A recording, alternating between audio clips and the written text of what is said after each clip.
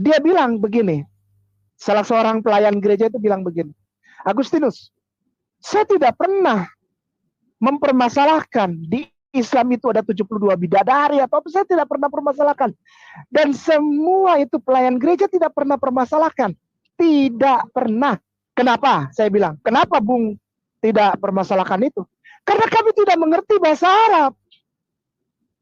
Karena kami tidak pernah menggali Islam secara etimologi dan secara terminologi gramatikal bahasa Arab. Kami tidak menguasai, jadi kami tidak berani.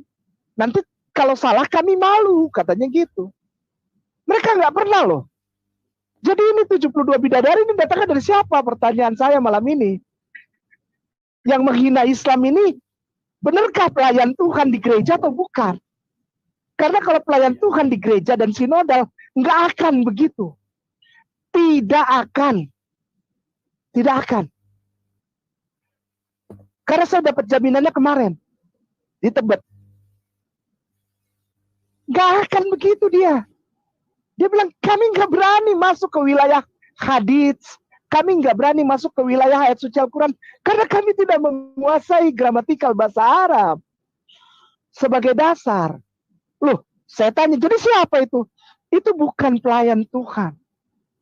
Itu bukan orang sinode, katanya. Bahkan orang-orang yang tidak tahu mereka dari sinode mana. Ayo Bung Ade. Ya, itu tadi sedikit cuplikan tentang video yang akan nanti sama-sama kita dengarkan, lalu kemudian akan kita ulas. Ya, ini akan sedikit seru karena akan melihat apa yang disampaikan oleh Ustadz Kainama di sini ya. Oke, tidak usah berlama-lama lagi, kita saksikan video selengkapnya.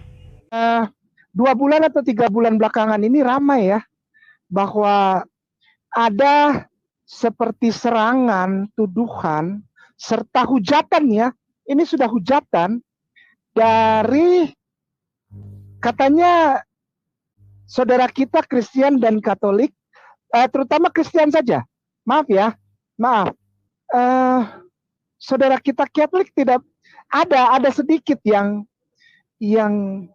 apa ya, yang berargumentasi apologetika gitu ya. Tapi itu sedikit sekali ya Bung Ade ya. Bung Ade dan para pemirsa di Media Channel yang disayangin dan diberkahi Allah. Saudara kita Katolik ini sangat sedikit sekali jumlahnya.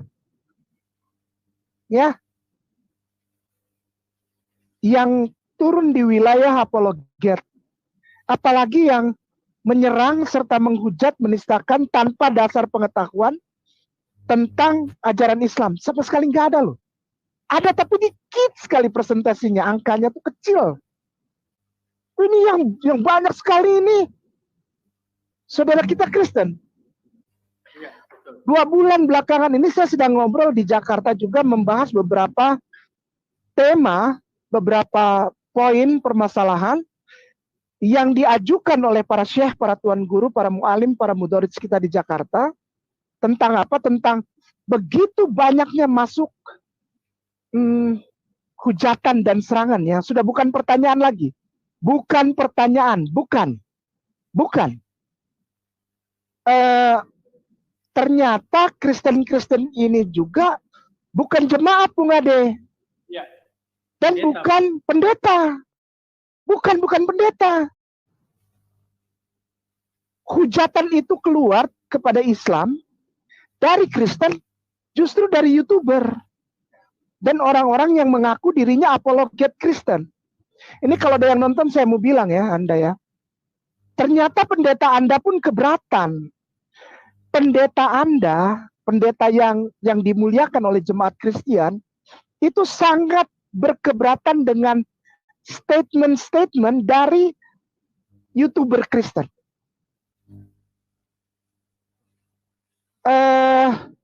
Sebelum saya bertemu dengan Ustadz Arif di Tebet kemarin, itu siang 1:30 ya, jam 2 siang, jam 14 ya, jam 14.00.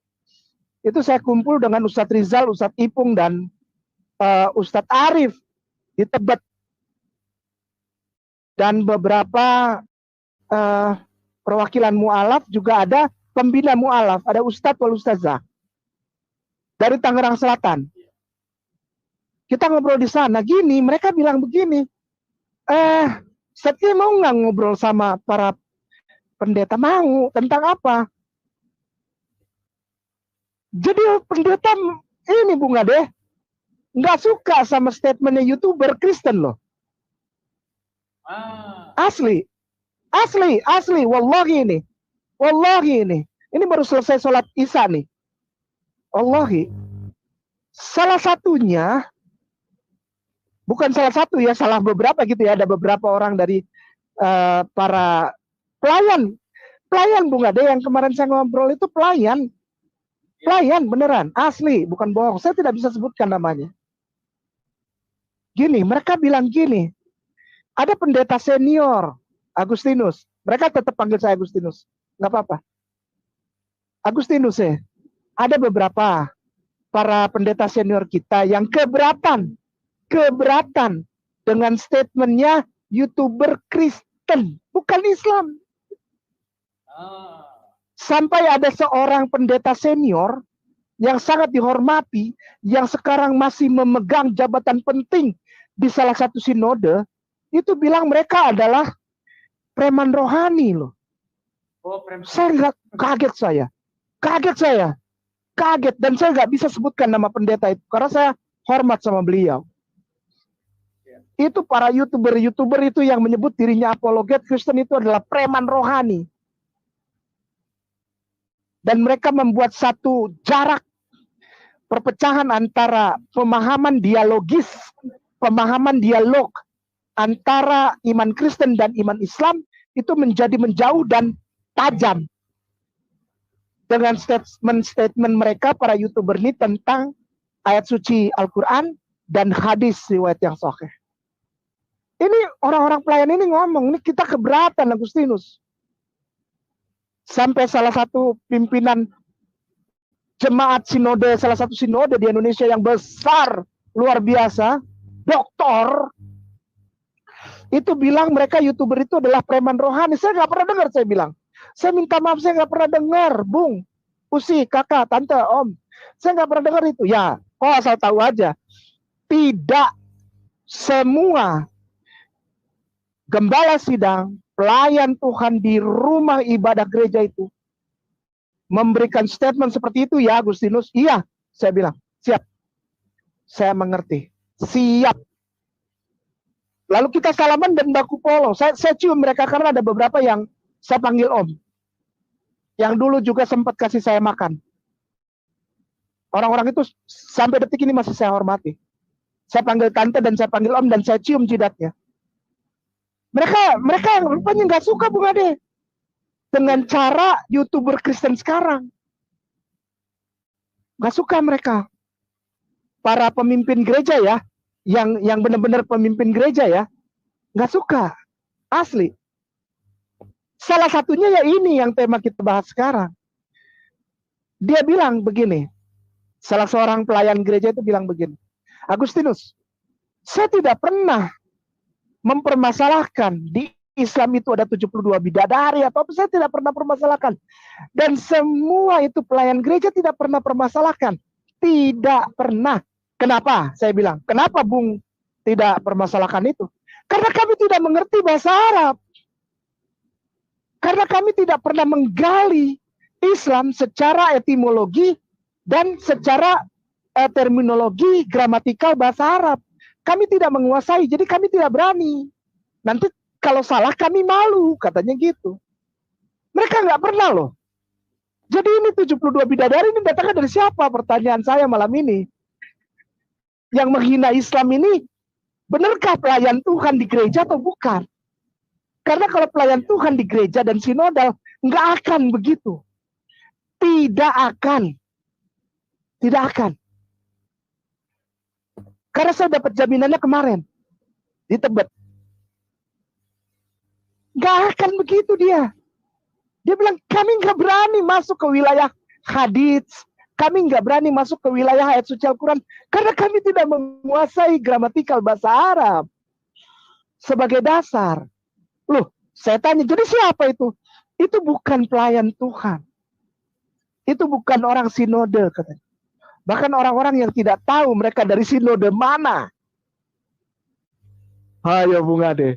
Jadi kalau kita jawab ini, kita tidak bisa jawab bilang orang Kristen. Oh, nggak mau saya kayak nama. Saya takut menyinggung perasaan yang saya kasihi kemarin, yang saya ketemu. Ayo, gimana? Gimana? Bukan, dia bilang. Bukan. Siapa yang bilang kita korek-korek 72 bidadari? Kita dengar aja baru sekarang kok katanya. Karena kita tidak pernah mau masuk ke wilayah itu. Karena di situ ada bahasa Arab kuncinya. Dan kami tidak menguasai sistem pemahaman tafsir dalam Islam karena dasarnya itu harus menguasai bahasa Arab. Kami tidak masuk ke situ. Nah loh, saya bilang, jadi selama ini siapa? Ya kami tidak tahu. Itu bukan pelayan dan tidak jelas dari sinode mana, apakah dia benar melayani atau dia punya jemaat enggak katanya. Ya saya bilang saya nggak tahu. Agustinus kamu harus tahu. Saya tidak tahu Bung, betul Om Tante, saya tidak tahu. Ya, salam Maranatha. Jumpa lagi kita dalam acara Karunia Channel 74. Lagi-lagi ya, Kainama ini mulai membuat blunder-blunder atau premis-premis yang kelihatannya memutarbalikkan fakta yang sebenarnya. Dia tidak sanggup untuk berargumentasi dengan para YouTuber Kristen, apologet Kristen yang ada di YouTube, karena memang sudah jelas data-data yang dibawa oleh Kainama ini data-data yang memang yang dipahami oleh orang Kristen adalah data-data yang banyak menyerang kekristenan itu sendiri, ya. Meskipun sekali lagi saya sampaikan, meskipun data itu dibuat oleh orang Kristen.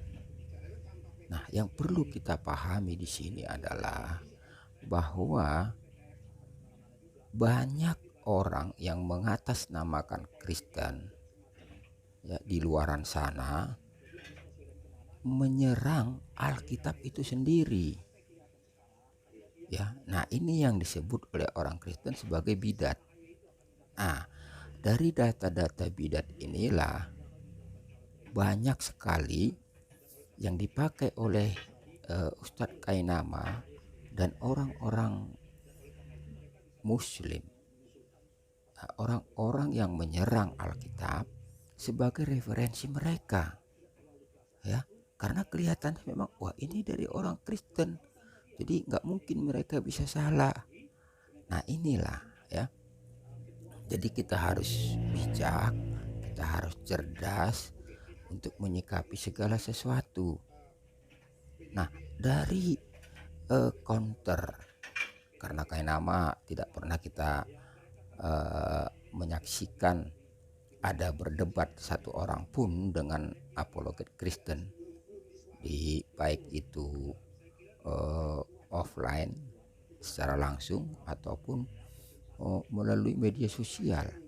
Jadi Kainama ini selalu melakukan satu kajian, itu monolog ya sendiri seperti itu. Nah, ketika ada orang-orang Kristen yang mencoba mengcounter atau menjawab apa yang dia sampaikan, dia mulai kepanasan, kebakaran jenggot, ya. Karena orang apologet Kristen ini, para YouTuber ini membongkar semua kebohongan-kebohongan yang dia sampaikan melalui kajian-kajian yang dia buat. Seperti itu. Nah, ini membuat dia gerah, kepanasan. Akhirnya dia mulai ya, mencari-cari celah bagaimana caranya agar para eh, YouTuber ini itu tidak lagi menyerang dia gitu, mengcounter apa yang dia sampaikan, sehingga setiap pesan yang mau dia sampaikan melalui video-video dia, ya, itu bisa tersampaikan kepada orang-orang Kristen yang sangat awam, yang mudah dia eh, apa dia putar balikkan kebenarannya, sehingga orang-orang Kristen yang awam ini bisa tertarik begitu, bisa meragukan imannya, bisa meragukan Bible, bisa meragukan kekristenannya. Nah, sangat mungkin bisa dia tarik menjadi mualaf seperti dia. Itu tujuan utamanya. Nah, akan tetapi kan banyak sekali uh, apologet Kristen dan YouTuber Kristen itu yang terus mengcounter dia punya kajian itu. Ini yang membuat dia kebakaran jenggot dan mulai panik ya kelihatannya ya, sehingga dia mulai mencari cara lain untuk membungkam apologet Kristen ini, ya, dengan salah satu caranya itu tadi, memfitnah, ya, mengatakan bahwa dia ketemu dengan pendeta A, pendeta B yang seorang gembala yang besar, ketua sinode, bla bla bla segala macam. Mereka tidak setuju. Wah, ini omong kosong, ini pembohong ini, ya, si Kainama ini.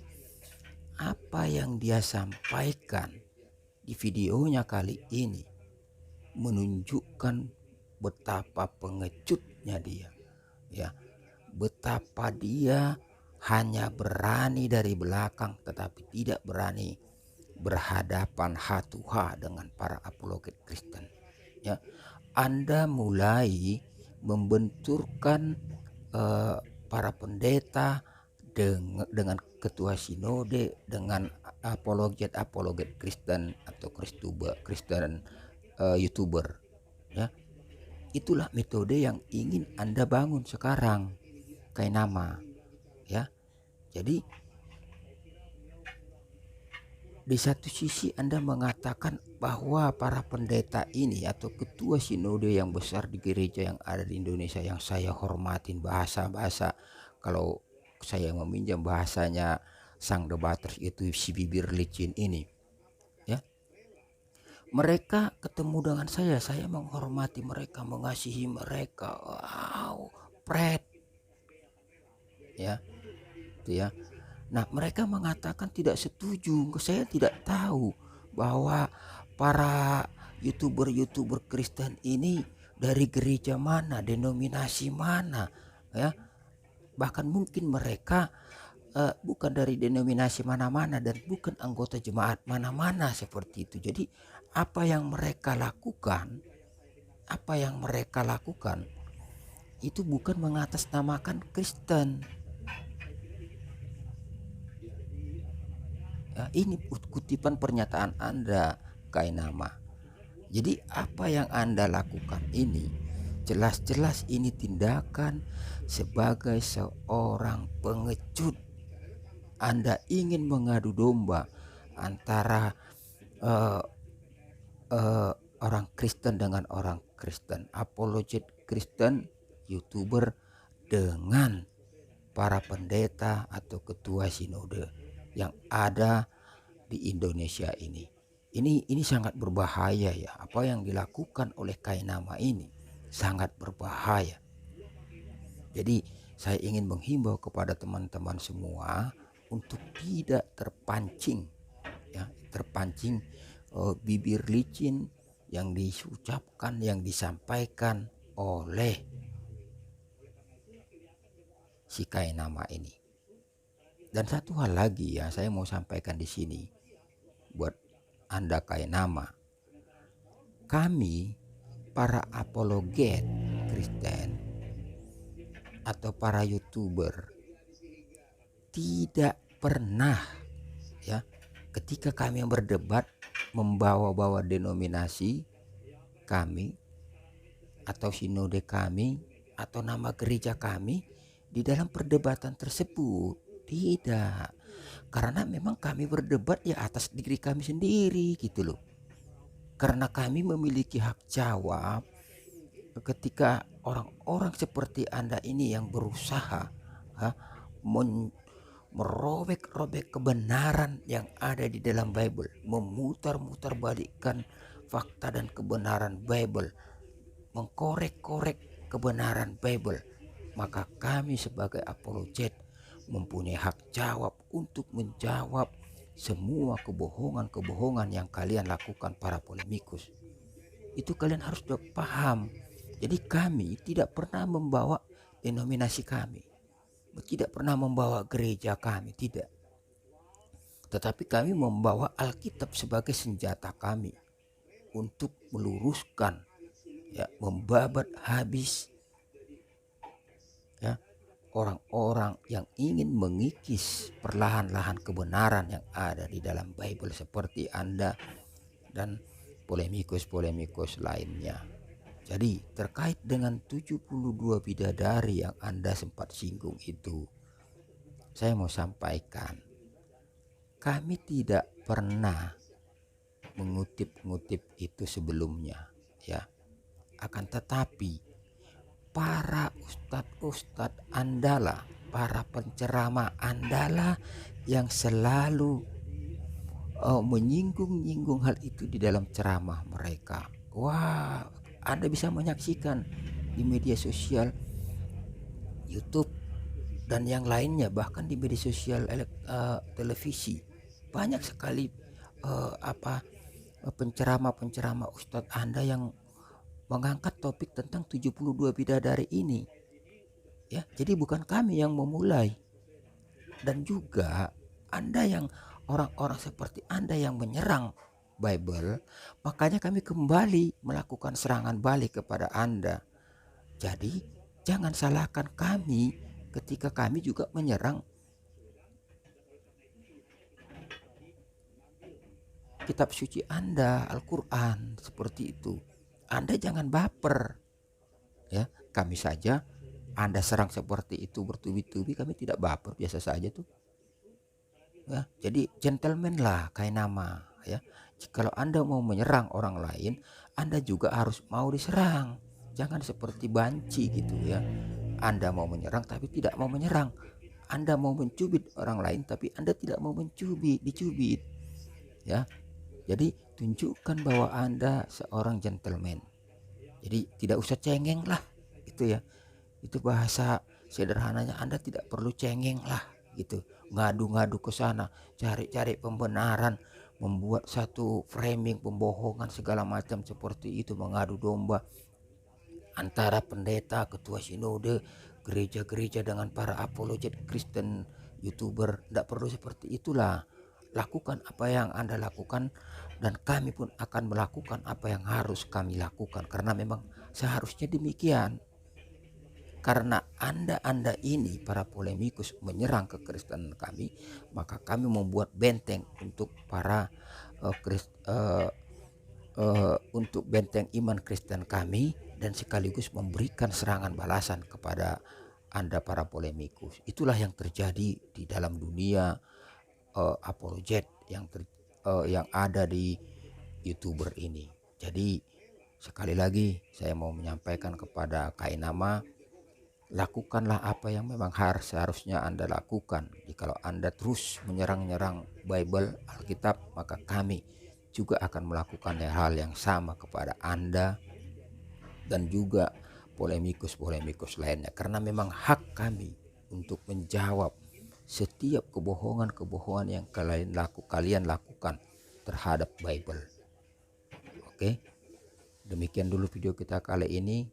Salam Maranatha.